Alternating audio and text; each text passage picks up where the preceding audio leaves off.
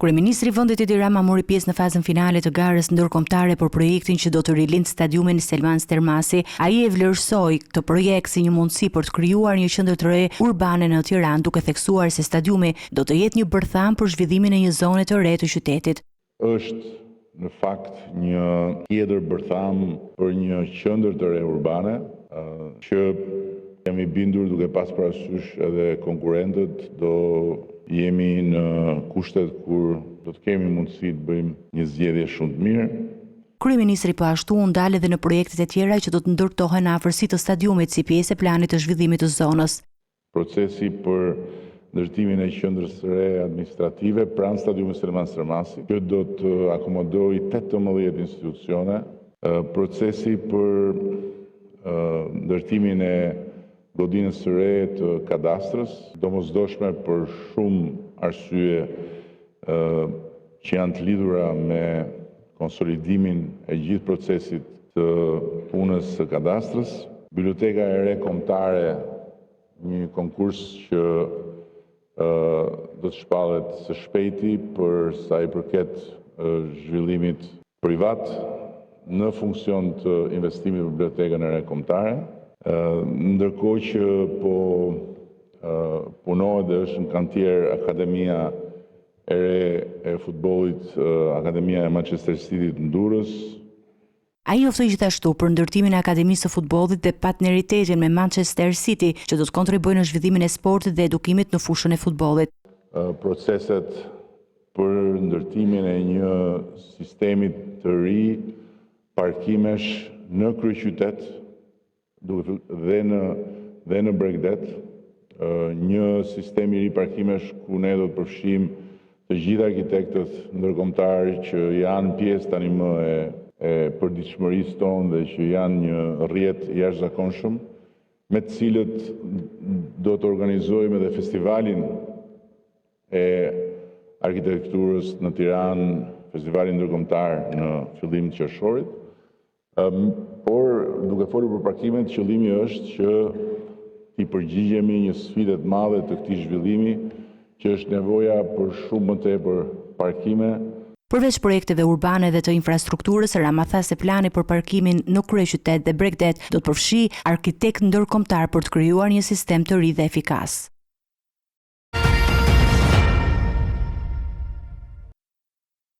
Sali Berisha gjatë një takimi me pensionistët tha se programi i Partisë Demokratike ka marrë mbështetje të gjerë nga shoqata e pensionistëve. Ai vlerësoi se vendosja e minimumit jetik prej 200 euro për pensionistët është një hap i rëndësishëm për të rritur nivelin e jetesës të mbi 520.000 individëve që marrin më pak se kjo shumë.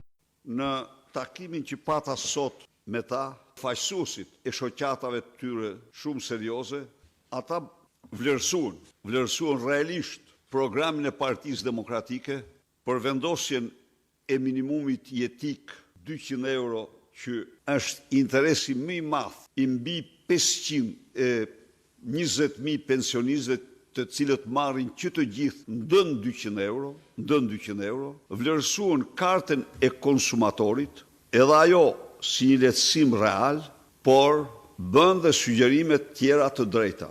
Berisha gjithashtu premtoi se do të zgjidhë padrejtësitë ligjore që ndikojnë në llogaritjen e pensioneve, veçanërisht ato që lidhen me moshën e fillimit të punës. Dhe unë u premtoj sot pensionistëve shqiptar se të gjitha padrejtësitë ligjore në përllogaritjen e pensioneve marrin fund brenda 3 muajve të parë të qeverisë së Partisë Demokratike. Qytetarët duhet ta dinë se në ligjet për pensionet ka absurditete, ka mohime kontributesh, ka mohime vitesh, ka arbitraritete. Tazam, në ligjin e kohës, punëtori në kooperativën bujqësore, kooperativisti fillon të punën në moshën 14 vjeçare, kurse ndërmarrjen shtetërore në moshën 15 vjeçare. Edi Rama ka shpallë si vit fillimit punës moshën 18 vjeçare, duke u mohuar në këtë mënyrë 3 dhe 4 vite qindra mijëra pensionistëve.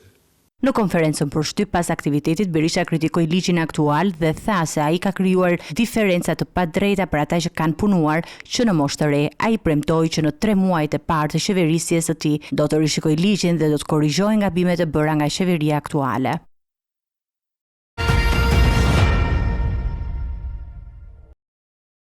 Policia e Vlorës ka nisur hetimin ndaj një të mituri 15 vjeç i cili dyshohet se ka ndërhyrë në postat elektronike dhe faqet e disa institucioneve shtetërore duke shkaktuar ndërprerjen e funksionimit të tyre për periudha të ndryshme.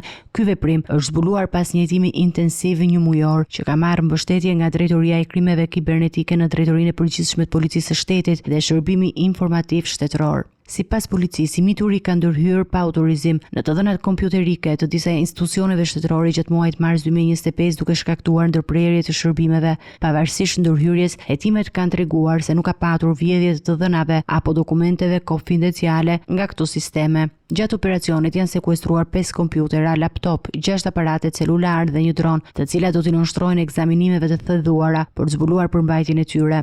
Ky është rasti i dytë brenda muajit mars ku persona të pa autorizuar kanë patur akses në postat elektronike dhe faqet e institucioneve shtetërore. Në këtë kontekst, incidentet e tilla kanë nxitur shqetësime për sigurinë kibernetike dhe kanë rritur presionin mbi autoritetet për të forcuar masat mbrojtëse. Rasti i parë kishte të bënte me ndërhyrje në postën elektronike të 3 prokurorëve të SPAK-ut, ku 2 persona u arrestuan për këtë vepër. Policia është e angazhuar për të zbuluar origjinën dhe shkallën e ndërhyrjeve të tjera të mundshme, duke marrë masa për të parandaluar përhapjen e këtyre sulmeve kibernetike në të ardhmen.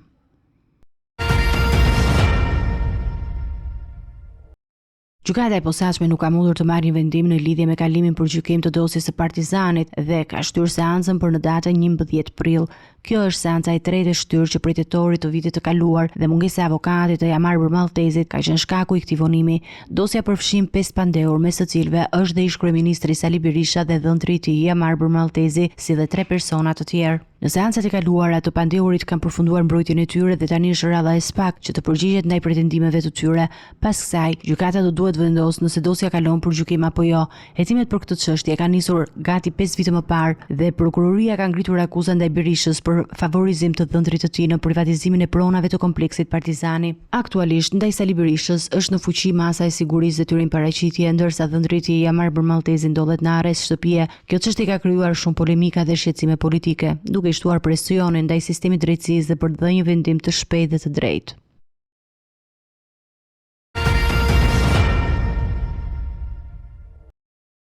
Gjykata e lartë ka vendosur të hellë poshtë apelin e Mario Përdeshajt, autori dyshuar për vrasjen e 15-vjeçarit Martin Cani, për ndryshimin e masës së sigurisë nga arrest me burg. Përdeshaj, i cili është ndaluar në Institutin e të miturve në Kavaj, kishte kërkuar një masë më të butë sigurie, por kërkesa e tij është refuzuar nga gjykata. Disa ditë më parë, gjykata e Tiranës kaloi dosjen në shqyrtim për gjykim, duke refuzuar gjithashtu kërkesën e të akuzuarit për gjykim të shkurtuar, që do t'i mundsonte uljen e dënimit me 1/3 nëse shpallej faqtor. Ky refuzim ka shtuar presionin mbi sistemin e drejtësisë duke nxitur reagime të forta nga familja e viktimës. Prindërit e Martin Canit, Angel dhe Floriana Cani, kanë kërkuar transparencë nga ana e gjykatës dhe kërkojnë që drejtësia të bëhet në mënyrë të plotë dhe të ndershme. Ata shprehin shqetësimin e tyre për ndikimin që ka pasur kjo ngjarje, veçanërisht duke pasur parasysh që vrasja e të birit ndodhi si pasojë një përleshje mes shokëve të shkollës.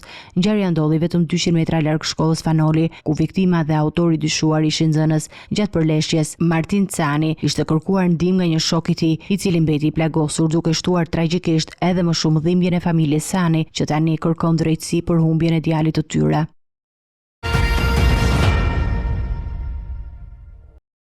Policia e Tiranës ka ndaluar Arben Gonxhan, administratori i kompanisë AMG Food, i cili akuzohet për importin e mishit të pulës të kontaminuar me salmonel, një ngarkesë prej 8 tonësh që përfundoi në tregun shqiptar në 11 mars. Sipas policisë, mishin e kontaminuar që kishte kaluar tranzit në doganën e Durrësit për zhdoganim në Tiranë, kompania dyshohet ta ketë hedhur në treg pa pritur rezultatet e analizave të mostrave që ishin marrë nga Agjencia Kombëtare e Ushqimit. Ngjarja ka shkaktuar një alarm të madh për shëndetin publik, pasi mishrat e kontaminuar me bakterin salmonel mund të shkaktojnë infeksione serioze tek njerëzit. Policia pas hetimeve ka shpallur Gonxhan në kërkim për importimin, prodhimin, shitjen dhe ruajtjen e ushqimeve të rrezikshme për shëndetin e njerëzve.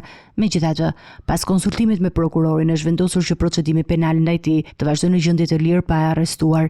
Skandali i mishit të pulës të kontaminuar shpërtheu në fund të muajit mars dhe u konstatua se sasia e mishit që kishte mbërritur në vendin tonë përpara datës 15 mars ishte tashmë në treg, duke rrezikuar shëndetin e konsumatorëve. AKU është duke vazhduar analizat për të verifikuar sasinë e mishit të kontaminuar që ka mbetur në treg për të marrë masat e nevojshme për të siguruar tërheqjen e tij.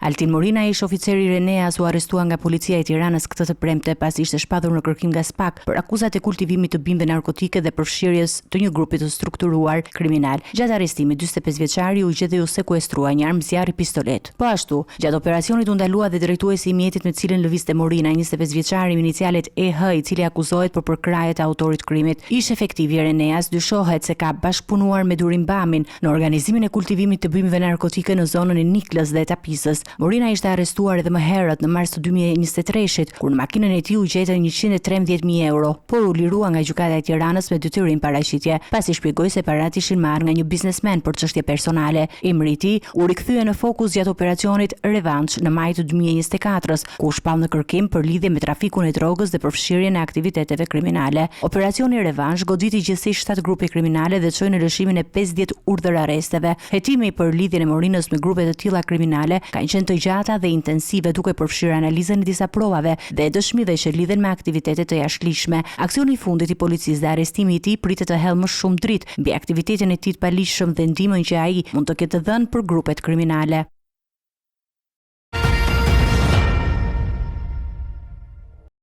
Departamenti Amerikan i Shtetit ka nisur një fushat ndërgjegjësuese përmes ambasadave të Shteteve të Bashkuara të Amerikës në vendet e NATO-s, duke përcjellë mesazhin e Donald Trump për nevojën e rritjes së investimeve në mbrojtje.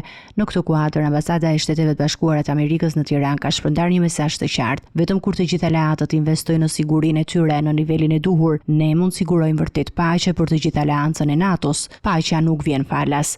Kjo thirrje vjen pas kërkesës së Trumpit që vendet e NATO-s të rrisin shpenzimet ushtarake nga 2%, siç ishte vendosur në samitin e NATO-s në Wales, në 5%. Në këtë kuadër, lind pyetja se ku qëndron Shqipëria në raport me këtë kërkesë të re.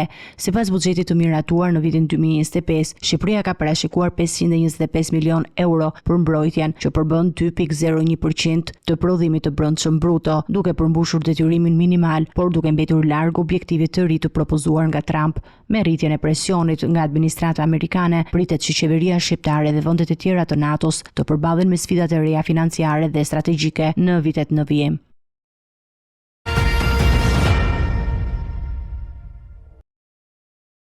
Shtetet e Bashkuara të Amerikës kanë rikonfirmuar mbështetjen e tyre për rrugtimin e Kosovës si një vend sovran, demokratik dhe multietnik. Në një përgjigje ndaj interesimit të mediave në Prishtinë, ambasada amerikane theksoi rëndësinë e stabilitetit dhe sigurisë rajonale, duke shprehur pritshmëri për një bashkëpunim të ngushtë me qeverinë e re.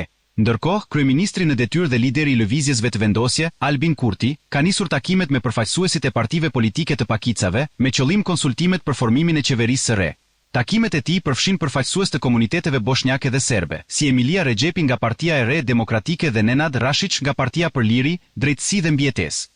Gjithashtu, Kurti është takuar edhe me Elbert Krasniqin nga Iniciativa e Re Demokratike e Kosovës.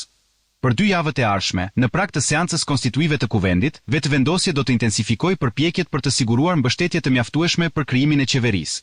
Me 48 vende të fituara në zgjedhjet e 9 shkurtit, Partia e Kurtit ka nevojë për të paktën 61 vota për të formuar ekzekutivin e ri dhe për të zgjedhur kryetarin e kuvendit. Bisedimet me partitë e tjera politike pritet të jenë vendimtare për përmbushjen e këtij objektivi.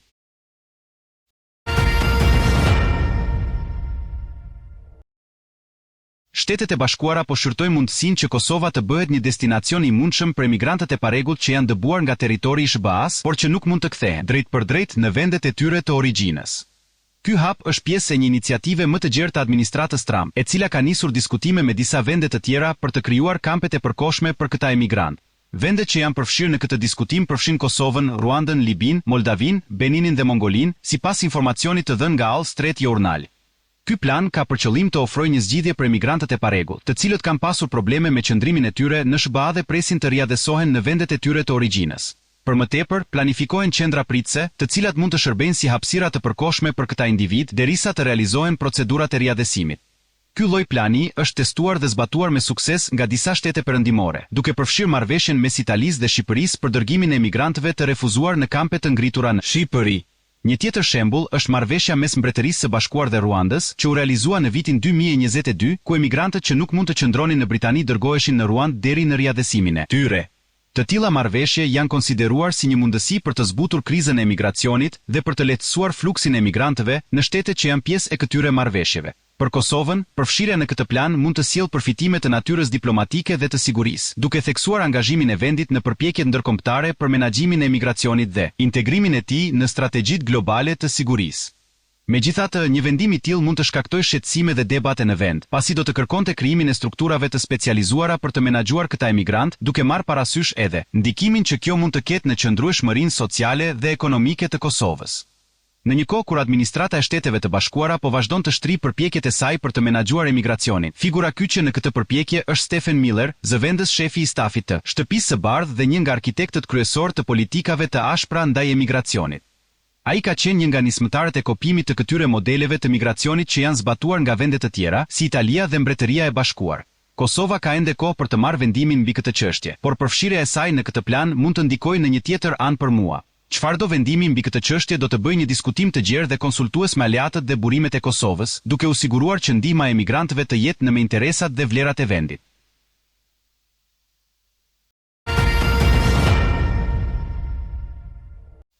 Në takimin 2 ditor të ministrave të jashtëm të NATO-s në Bruksel, sekretari amerikan i shtetit, Marco Rubio, u përpoq të shuante shqetësimet e aleatëve europian, duke theksuar se SBA mbetet e përkushtuar ndaj aleancës, pavarësisht tensioneve të krijuara nga tarifat tregtare të administratës Trump. Ne do të mbetemi në NATO. Histeria dhe egzagjerimi që keni parë në mediat ndërkombëtare dhe disa media amerikane për këtë çështje janë të pajustifikuara, por ne duam që NATO të jetë më e fortë, tha Rubio, duke nënvizuar nevojën për një aleancë më efikase dhe të përgatitur ndaj kërcënimeve të reja. Një nga kërkesat kryesore të SBA-s mbetet rritja e shpenzimeve për mbrojtjen nga vendet anëtare të NATO-s. Rubio sugjeroi që buxheti i mbrojtjes të arrijë në 5% të PBB-s së çdo vendi, një objektiv që SBA-ja nuk e ka arritur ende plotësisht. Megjithatë, takimi u erësua nga vendimi i Washingtonit për të vendosur tarifa të reja për mallat europiane, duke rritur tensionet me BE-n. Ministri i jashtëm i Luksemburgut, Xavier Bettel, e cilësoi këtë si një moment të së vërtetës që do të përcaktojë nëse SBA dëshiron ende të ruajë marrëdhëniet e saj me Europën. Muajt e fundit, Donald Trump ka vënë në dyshim klauzolën e mbrojtjes reciproke të NATO-s, duke këmbëngulur që aleatët të rrisin ndjeshëm buxhetet e tyre të mbrojtjes. Kjo ka krijuar pasiguri për të ardhmen e aleancës dhe ka bërë që vendet europiane të shqyrtojnë strategji të reja për sigurinë e tyre.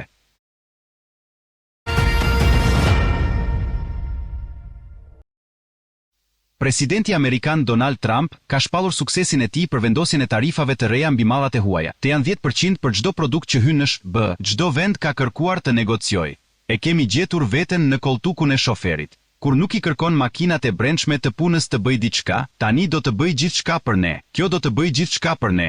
Megjithatë, ky vendim ka shkaktuar një tronditje të madhe në tregjet financiare. Bursat botërore dhe aksionet në SBA kanë pësuar rënje që prej shpalljes së tarifave, ndërsa dollari është zhvlerësuar ndjeshëm, duke bërë që euro të arrijë nivelin më të lartë në 6 muajt e fundit. Sipas ekspertëve, këto turbullira ekonomike janë më të rënda që nga periudha e pandemisë COVID-19. Në përgjigje të tarifave amerikane, Bashkimi Evropian ka paralajmëruar masa të njëjta kundër SBA-s, duke rritur rrezikun e një lufte tregtare. Në një intervistë për gazetën italiane La Repubblica, politologu i njohur Francis Fukuyama ka paralajmëruar pasoja të rënda nga ky vendim. Tarifat janë një zgjedhje e çmendur, do të na çojnë në recesion, duke rrezikuar edhe një luftë botërore, është shprehur profesori i Universitetit të Stanfordit. Pritet që situata ekonomike të vijojë të përkeqësohet nëse nuk arrihet një marrëveshje e re mes SBA-s dhe partnerëve të saj tregtar.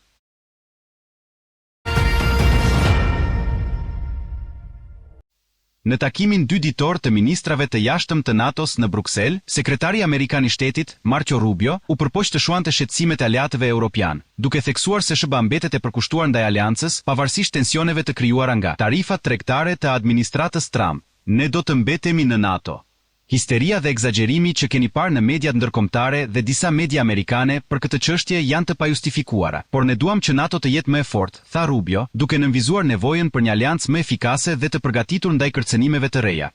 Një nga kërkesat kryesore të SBA-s mbetet rritja e shpenzimeve për mbrojtjen nga vendet anëtare të NATO-s. Rubio sugjeroi që buxheti i mbrojtjes të arrijë në 5% të PBB-s së çdo vendi, një objektiv që SBA-ja nuk e ka arritur ende plotësisht. Megjithatë, takimi u erësua nga vendimi i Washingtonit për të vendosur tarifa të reja për mallat europiane, duke rritur tensionet me BE-n. Ministri i jashtëm i Luksemburgut, Xavier Bettel, e cilësoi këtë si një moment të së vërtetës që do të përcaktojë nëse SBA dëshiron ende të ruajë marrëdhëniet e saj me Europën. Muajt e fundit, Donald Trump ka vënë në dyshim klauzolën e mbrojtjes reciproke të NATO-s, duke këmbëngulur që aleatët të rrisin ndjeshëm buxhetet e tyre të mbrojtjes. Kjo ka krijuar pasiguri për të ardhmen e aleancës dhe ka bërë që vendet europiane të shqyrtojnë strategji të reja për sigurinë e tyre.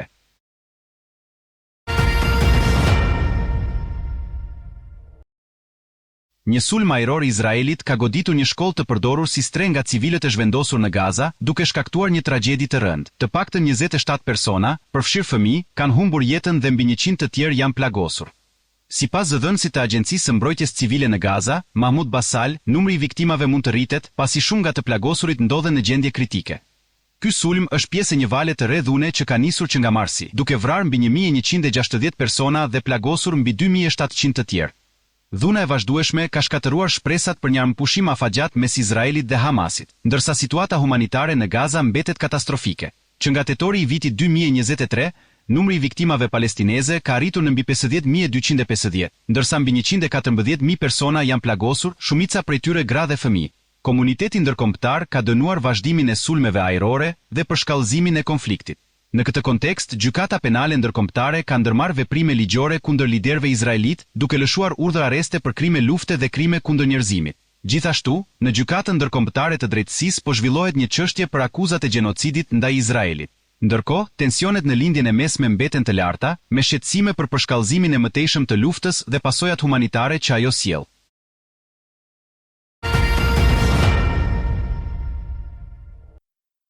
Aktoria Margarita Xhepa, e nderuar me titullin Deri i Kombit, e cila u nda nga jeta ditën e djeshme, u përcoll sot në banesën e fundit në Teatrin Kombëtar të Operas dhe Baletit. Omazhet për të zjatën 3 orë u zhvillua në praninë e familjarëve, miqve, kolegëve dhe qytetarëve që shprehen respektin për mirënjohjen për këtë figurë të madhe të artit shqiptar. Ndriçim Xhepa ndau kujtime të paharruara për dashurinë e thellë që Margarita pati për artin dhe angazhimin e saj deri në momentet e fundit të jetës.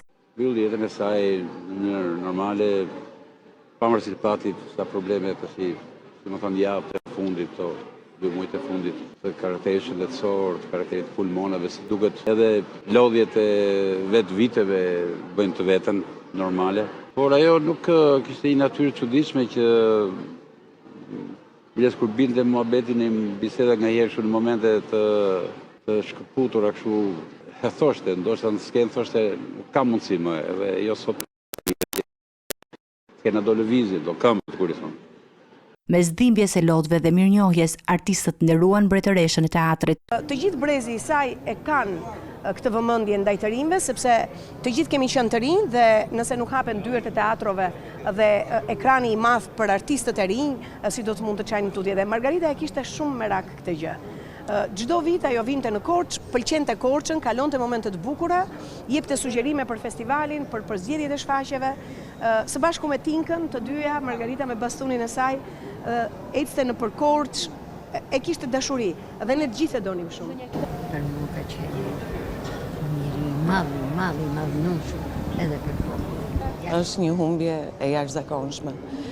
Margarita është simbol i mirësisë, i dashurisë, i bukurisë njerëzore, dhe i gjithë rrugëtimi i saj i adhurueshëm profesional krijoi imazhin e gruas në të gjitha dimensionet, si vajzë, si nën, si motër, si kolege. Unë jam me privilegjuar, mund të them që kam pasur fatin të rrugtoj me të edhe profesionalisht. Margarita, jo ky interesi juaj të i medias, po interesi i çdo shqiptari që kupton fjalën shqip. Ka marrë me vete vetëm dashuri. Sepse ajo, unë jam i bindur, Margarita nuk ka njohur në një fjalë të keqe në konceptin e saj. Ajo dinte vetëm të shpërndante dashuri.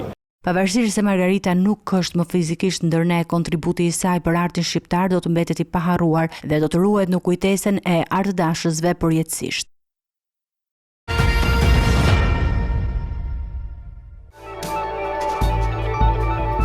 Territori shqiptar për datën 5 prill 2025 do të karakterizohet nga një mod kryesisht i kthjellët me intervale të shkurtra vranësirash të lehta. Nuk parashikohen rreshje shiu gjatë kësaj dite. Temperatura minimale parashikohet të jetë rreth 4 gradë Celsius, ndërsa temperatura maksimale pritet të arrijë deri në 22 gradë Celsius. Era do të fryjë e lehtë me drejtim juglindje veriperëndim, me shpejtësi mesatare prej 7 metra për sekond.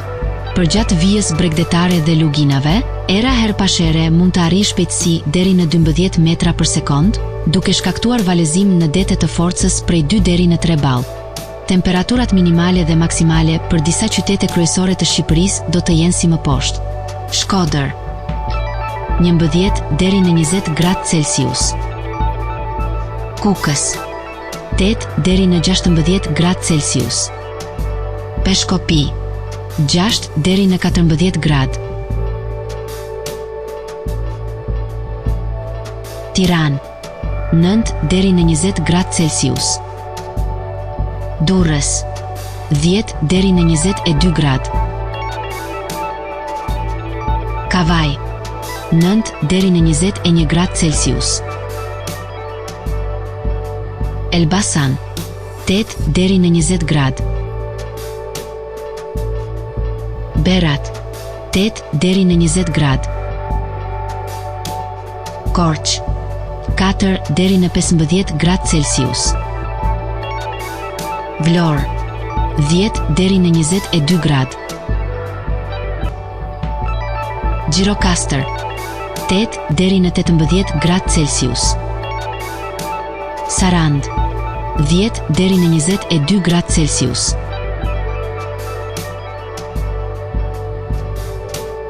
Territori i Kosovës për datën 5 prill 2025 do të karakterizohet nga një mot kryesisht i kthjellët, me intervale të shkurtra vranësirash të lehta. Nuk parashikohen rreshje shiu gjatë kësaj dite. Në përgjithësi, dita do të jetë e qetë dhe me temperatura mesatare pranverore në të gjithë territorin e Kosovës. Temperatura minimale parashikohet të jetë rreth 3 gradë Celsius, ndërsa temperatura maksimale pritet të arrijë deri në 17 gradë Celsius. Era do të fryjë e lehtë me drejtim juglindje-verilindje, me shpejtësi mesatare 7 metra për sekond. Në disa zona, era her pas here mund të arrijë shpejtësi deri në 13 metra për sekond. Temperaturat minimale dhe maksimale të parashikuara për disa qytete kryesore të Kosovës do të jenë si vijon. Mitrovica 3 deri në 15 gradë Celsius. Podujev 4 deri në 14 gradë Celsius. Skënderaj 3 deri në 13 gradë Celsius. Pej 3 deri në 15 gradë Celsius. Prishtinë 3 deri në 17 gradë Celsius. Gjakov 4 deri në 16 gradë Celsius. Malishev 4 deri në 14 gradë Celsius. Gjilan 3 deri në 16 gradë Celsius. Ferizaj 3 deri në 16 gradë Celsius. Kaçanik 4 deri në 15 gradë Celsius. Suharek 5 deri në 14 gradë Celsius. Prizren 4 deri në 16 gradë Celsius.